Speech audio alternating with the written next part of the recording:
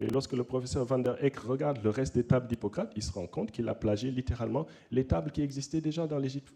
Et pourtant, tous les médecins du monde font le serment d'Hippocrate, qui est un véritable hypocrite. Donc, le fondement de cette question, c'est de dire que ces systèmes, l'astronomie, les connaissances qui existaient, n'étaient malheureusement pas séparées de la métaphysique.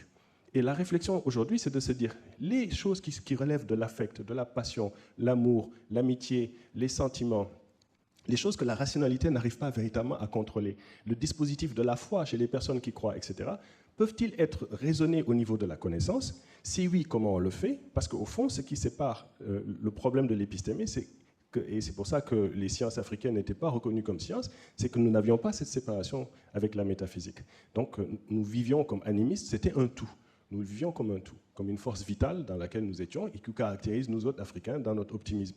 Et donc, le fait de reconnaître qu'il puisse y avoir d'autres acceptions, ce que Panikar appelle des équivalents homéomorphes, le fait qu'il puisse y avoir d'autres façons de voir cette question prétendue de la race venant des autres cultures. Parce que dans le Sud, vous avez du racisme de toutes les façons. Vous l'avez en Inde, vous l'avez en Chine, vous l'avez en Afrique. Ce n'est pas la condition dite de subalterne qui vous expose. Nous sommes tous, comme on le disait tout à l'heure, dans un dispositif qui lui-même génère le paradigme dominant qui vous fait croire qu'il y a des hiérarchies. Donc, il y a des sociétés, bien sûr, qui sont xénophiles et d'autres qui sont intrinsèquement, anthropologiquement xénophobes, qui créent des mécanismes dans leur mariage, dans leur façon de lier ou non ethnie ou groupe. Et ça, c'est des choses que les anthropologues étudient, mais qui peuvent être transcendées. Et donc, ce que j'essaie de dire, tout simplement, c'est qu'à partir du moment où, dans le dispositif culturel et éducatif, sont intégrées ces valeurs-là, l'humanité, à ce moment, a des éléments d'aller vers une étape supérieure. Cette étape supérieure, elle a déjà été perçue par les internationalistes. Les internationalistes, dans la perspective progressiste, avaient compris que la condition de travailleur devait nécessairement aller vers l'unité pour contrer l'impérialisme et aller vers une autre forme de société en dehors du capitalisme. Donc la lutte contre le capitalisme, qui, je l'espère, nous anime pratiquement tous et toutes, doit passer par la redécouverte de l'internationalisme. Mais cet internationalisme, il a changé. On est dans un dispositif aujourd'hui avec non seulement une structure de nature transnationale, c'est-à-dire l'économie dite nationale n'est plus une économie nationale, l'État-nation n'a plus d'emprise puisqu'un ordre basé sur les oligopoles contrôle l'essentiel de l'économie monde, la financiarisation a amené et repoussé les marges de l'impérialisme et donc il faut adapter cet internationalisme aux nouvelles conditions de cette mondialisation.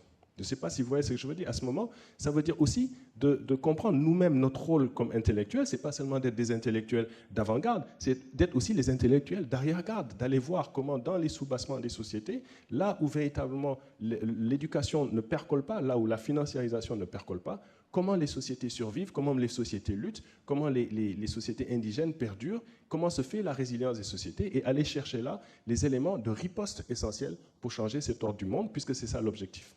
Or, la grande chose et la grande tristesse que nous avons, c'est que le mode de production et de consommation capitaliste n'est plus viable. La planète ne pourra plus le soutenir. Et l'humanité, clairement, ne pourra pas le soutenir, d'où la capacité effrénée des tenants de l'ordre du monde d'aller vers la guerre. Parce que la guerre, c'est en fait cette sorte de ciment unificateur qui parvient à défaire le système et rebattre les cartes. C'est pour ça que le dispositif martial racialiste est toujours intéressé à faire la guerre. Ça lui permet de se donner une cure de jouvence, alors qu'en réalité, le système par en dessous est en train de le remuer et de le faire tomber. Tout ce que vous voyez, c'est parce que les peuples, en fait, se réveillent.